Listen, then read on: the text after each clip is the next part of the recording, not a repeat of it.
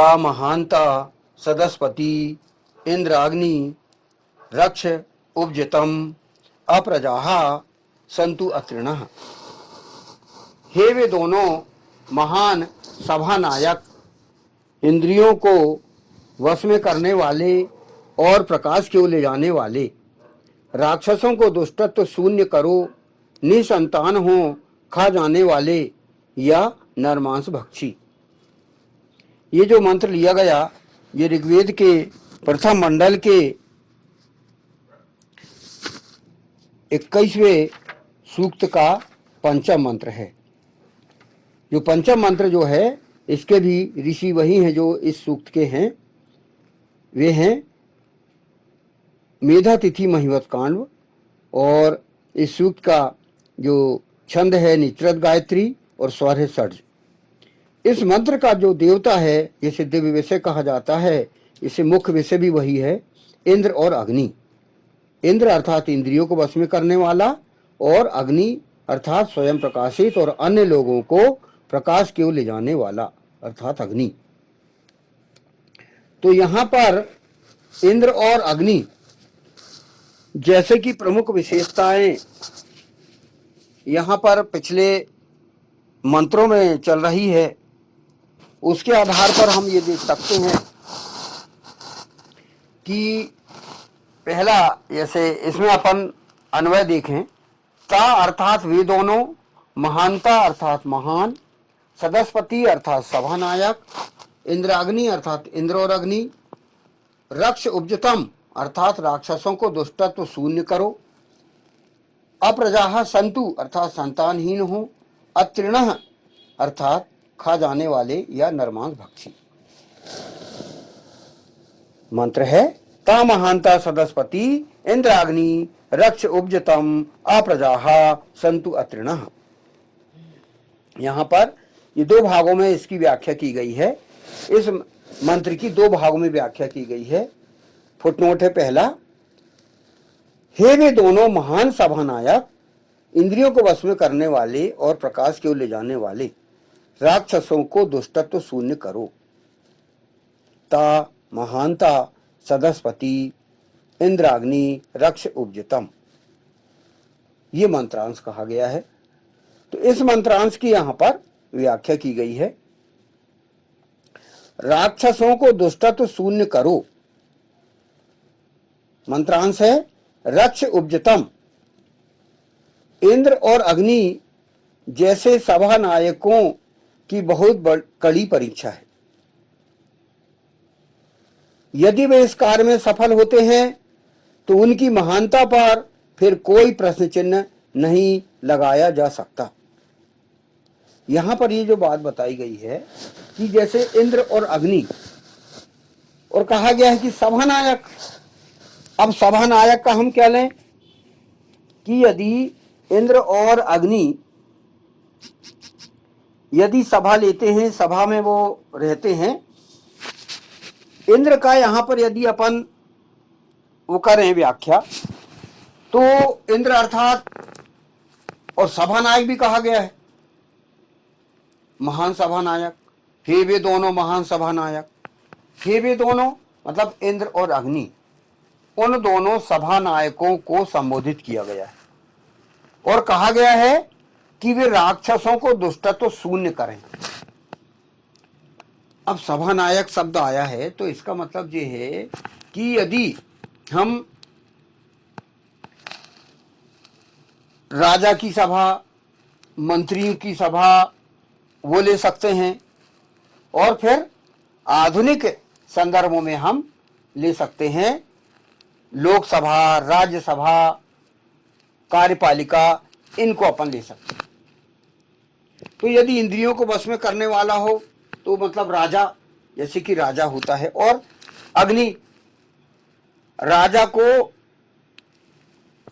सलाह देने वाले मंत्रीगण, उनकी मान लो सभा नायक है, और मीटिंग यदि हो रही है तो वे राक्षसों को दुष्टत्व शून्य करने की प्लानिंग कर सकते हैं। राक्षस मतलब ऐसे जो कि मान ही नहीं रहे हैं, जो साधुओं की या साधुजनों की या सज्जनों की या अच्छे लोगों की हत्या कर रहे हैं, आतंकवाद मचाए हुए हैं, और अनेकों प्रयत्नों के बाद भी वो अपने स्वभाव को नहीं बदल रहे हैं, जिन्हें मारना अति आवश्यक है। यह शून्य करना यहां पर बोला गया, तो शून्य करना मतलब किसी एक देश से दूसरे देशों में भेज देना। तो वो दुष्टों को दूसरे देश में भेज देंगे तो वो उस राज्य या उस राष्ट्र में वो नुकसान वो करेंगे। तो जिस प्रकार दुष्ट कौन कौन से, ऐसे दुष्ट जो कि हम जानते हैं कि सतयुग से अपन ले, सतयुग से कौन कौन से दुष्ट, एक तो तारकासुर है ना, जिसने कहा था कि शिव जी के पुत्र मुझे मारेगा। फिर शुंभ निशुंभ, जिन्होंने कहा था कि मुझे नारी ही मार सकती है हम लोगों को, शुंभ निशुंभ को, है ना। फिर धूम्रलोचन, धूम्रलोचन ये है। फिर उस समय हिरणाक्ष, हिरण्यकश्यपु, ये सब सतयुग के राक्षस लोग, दुष्ट लोग, जिनको मारा ही गया। जो सुधार ही नहीं ला रहे थे उनको मारना ही अति आवश्यक था। तो उस समय सभानायक, इंद्रियों को वश में करने वाले विष्णु परम पुरुष और उनके सलाहकार देवतागण, ब्रह्मा जी, शंकर जी, जो ब्रह्मा विष्णु महेश, वो सभी ने सभा नायकों की सभा बनाकर, सभा करके, समिति बना के और दुष्टों को नाश के लिए प्लानिंग बनाए, दुष्टत्व शून्य करे वहां के युग को, सतयुग को। तो ये भी अपन ले सकते हैं। तो ये करके दिखाया गया, इस वेद मंत्र के आधार पर करके दिखाया गया। क्या कहा गया है? हे वे दोनों महान सभा नायक, इंद्रियों को वश में करने वाले और प्रकाश की ओर ले जाने वाले राक्षसों को दुष्टत्व शून्य करो। बिल्कुल सतयुग में आप देख ली, दुष्टत्व शून्य किया गया। कितनी प्लानिंग की गई, वर्षों जो है तैयारी की गई, और बकायदा प्लानिंग से दुष्टों को समाप्त किया गया। सतयुग में देखें, त्रेता युग में देखें, भगवान राम ने रावण को पृथ्वी से मतलब दुष्टत्व शून्य किया, रावण को मारकर। द्वापर युग में हम देखें, दुर्योधन, कंस, है ना, कितने राक्षस थे उस समय, ये राक्षसी स्वभाव वाले, उनको जो है बकायदा प्लानिंग से किया गया। तो ये सब क्या है कि सभा नायक मतलब प्लानिंग करके, इंद्रियों को वश में करने वाले, और अग्नि ऐसे प्लानिंग करके और उनका उन युग में दुष्ट को नाश किया। आज भी आधुनिक समय में हम देख सकते हैं कि ऐसे दुष्टत्व प्रवृत्ति वाले व्यक्तियों का इसी प्रकार ही कार्य किया जा रहा है, और उनका परिणाम ऐसा ही होगा। तो यहां पर वही कहा गया कि राक्षसों को दुष्टत्व शून्य करो, रक्ष उपजतम, ये मंत्रांश है। इंद्र और अग्नि जैसे सभा नायकों की बहुत बड़ी कड़ी परीक्षा है, मतलब बहुत कड़ा इनका काम है, बहुत कड़ी परीक्षा है, बहुत सी रिस्क लेना पड़ता है प्लानिंग करके। दुष्टों को मारने के लिए बहुत बड़ी जो है बड़ी प्लानिंग बनाना पड़ता है।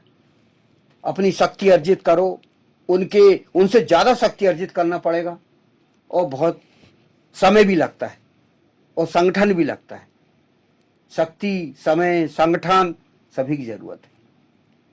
तभी जो है सभा करके, समिति बना के और हमको प्लानिंग बनाना पड़ता है। यदि वे इस कार्य में सफल होते हैं तो उनकी महानता पर फिर कोई प्रश्न चिन्ह नहीं लगाया जा सकता। किंतु राक्षसों को दुष्टत्व शून्य करना हंसी मजाक नहीं है। इस हेतु अत्यंत धैर्य और बुद्धिमत्ता की आवश्यकता है। रचनात्मक कूटनीति में निपुण व्यक्ति ही यह कार्य सफलता पूर्वक कर सकता है। राक्षसों को दुष्टत्व शून्य करने के अनेकों प्रयासों का इतिहास पुराणों में विस्तार से लिखित है। आज की परिस्थिति में उनका युगानुकूल परिवर्तन के साथ प्रयास किए जाने की आवश्यकता है। तो हम, जैसे कि यह कहा गया कि हम अत्यंत धैर्य और बुद्धिमत्ता पूर्वक हम उन दुष्टों का विनाश करने की योजना बनाएं, और योजना बना के और दुष्टत्व शून्य करें, क्योंकि इससे जनहित हो रहा था दुष्टों के कार्य से। जनहित के लिए, साधुओं के रक्षा के लिए, बच्चे, बूढ़े, औरतों, उनकी रक्षा के लिए ये आवश्यक है ये कदम। सतयुग, त्रेता, द्वापर और कलयुग, हम चारों युगों में हम देख सकते हैं कि कितने दुष्टत्वों का आतंक मचा रहता है। आज भी आप देख लीजिए आतंकवाद कितना फैला हुआ है। तो उनको समाप्ति के लिए जो प्लानिंग की जाना ये अति आवश्यक है। फिर अगला फुटनोट इसमें बताया गया है, निसंतान हो खा जाने वाले या नरमांस भक्षी अप्रजाः सन्तु अत्रिणः, ये मंत्रांश था। इसकी व्याख्या की गई है, नरमांस भक्षण की यह परंपरा हिंदू इतिहास से ज्ञात होता है कि कम से कम भगवान कृष्ण के काल तक तो जारी थी। यानी जो मनुष्यों को मार के खाने वाले जो लोग थे वो भगवान कृष्ण के काल तक जारी थी, ये बताया गया है। वेद ऐसे समस्त कृत्यों का घोर विरोधी है। मनुष्यों को मार के खाना बहुत घोर विरोधी बात है, बिल्कुल कृत्य बहुत निकृष्ट काम है। आदमी को मार के खाना यानी कितना निकृष्ट काम है, आप सोच सकते हो। आप मानव जीवन इतना महत्वपूर्ण है कि आप जो है समझ सकते हैं। हर व्यक्ति को जीने के लिए वायु, जल, भोजन और मानव रक्षा के लिए कितने अभियान चलाए जाते हैं, और आप देख सकते हो कि मनुष्य के जीवन की कितनी महत्ता है। किसी भी जीवन को नष्ट करना अच्छी बात नहीं। जीवन रक्षा के लिए कई प्रयास किए गए हैं। मानव की महत्ता है, मानव जीवन की। नरमांस भक्षण की यह परंपरा हिंदू इतिहास से ज्ञात होता है कि भगवान कृष्ण के काल तक कम से कम तो जारी थी। वेद ऐसे समस्त कृत्यों का घोर विरोधी है। यदि ऐसे लोग कहीं पाए भी जाते हैं तो उनके साथ ही ऐसे अमानवीय कृत्यों का समापन हो जाना चाहिए। यानी यदि ऐसे कार्य हो रहे हैं, कहीं पाए भी जाते हैं, तो ये अमानवीय कृत्यों का समापन होना बहुत ही जरूरी है। ये बहुत ही अमानवीय कार्य है, मनुष्यों को मार के खाना, आदमी आदमी को खा रहा है, ये बहुत निकृष्ट स्थिति है। इस मंत्र में इसी कारण उन्हें निसंतान करने की सलाह दी गई है। किन्हें? जो मनुष्यों को मार के खाते, उन्हें निसंतान करने की बात कही गई कि वो निसंतान हो जाएं, क्योंकि यदि वो संतान वाले होंगे तो वो उत्तराधिकारी के रूप में वो भी मार के खाएंगे। दुष्ट का पुत्र यदि दुष्ट हो गया तो वो फिर पूरे समाज को खा के बर्बाद कर देगा, और ऐसे नरमांस भक्षियों को विवाह करने की अनुमति ही नहीं मिलना चाहिए। ये यहां पर बताया गया कि वो निसंतान करने की बात की गई कि वो बिल्कुल विवाह ना करें, औरत का भोग बिल्कुल ना करें। ऐसे लोगों को प्रजनन कर्म तथा संतान उत्पत्ति की अनुमति नहीं होना चाहिए। ये वेद में बताया गया है। क्या कहा गया है? अप्रजाः सन्तु अत्रिणः, निसंतान हो खा जाने वाले या नरमांस भक्षी। निसंतान करने की बात की कि वो बिल्कुल बच्चे पैदा करने लायक ना हो। एक बार यदि बन गए तो उनको समाप्ति करना है। अगली पीढ़ी में ये नरमांस भक्षण की पद्धति ना जाए, इसीलिए उनको निसंतान करने की बात इस वेद मंत्र में कही गई। तो हम समझ सकते हैं कि कितना गलत कार्य है नरमांस भक्षण। वर्तमान समय में यदा कदा ऐसे नृशंस कृत्य के समाचार मिलते रहते हैं। जहां भी इस प्रकार के कृत्य करने वाले लोग हों, उन पर उचित कार्यवाही की जाने की आवश्यकता है। वहां के प्रशासन को विशेष रूप से इस पर ध्यान देना चाहिए। तो यहां मतलब ये बताया गया कि इस सृष्टि में, इस दुनिया में भी, चाहे किसी भी देश में हो, किसी भी राष्ट्र में हो, यदि ऐसे कोई नृशंस कृत्य हो रहे हो, नरमांस भक्षण हो रहा हो, तो उन पर उचित कार्यवाही करने की आवश्यकता बताई गई। वहां उचित कार्रवाई होना चाहिए, ऐसे नरमांस भक्षी नहीं होना चाहिए, उनको समाप्त किया जाए। और प्रशासन को विशेष रूप से ध्यान देने की आवश्यकता है। चाहे विश्व के किसी भी राष्ट्र में ऐसी घटना हो रही हो तो ये बंद किया जाए। ये व्यवस्था पूरी सृष्टि के लिए बताई गई है। कोई अकेले भारत, अमेरिका या अन्य राष्ट्रों के लिए नहीं बताई, पूरे विश्व के लिए ही हुआ, क्योंकि वेद जो है इसमें पूरे सृष्टि के लिए बताया। इसमें कोई नहीं बताया कि फला देश का ये संविधान है, वेद ऐसी बात नहीं। वेद सृष्टि का संविधान ग्रंथ है और ये पूरी सृष्टि के लिए लागू होता है। इसके नियम पूरे सृष्टि के लिए लागू होते हैं। इसीलिए हर पूरे मानवों को यहाँ पर ये सलाह दी गई है कि नरमांस भक्षियों का समापन किया जाए, ऐसे दुष्टों का। इस प्रकार ये पंचम मंत्र की व्याख्या हुई। हे वे दोनों महान सभा नायक, इंद्रियों को वश में करने वाले और प्रकाश की ओर ले जाने वाले राक्षसों को दुष्टत्व शून्य करो, निसंतान हो, खा जाने वाले या नरमांस भक्षी। ओम ता महांता सदस्पति इंद्राग्नि रक्ष उद्यतम अप्रजाः सन्तु अत्रिणः। ओम।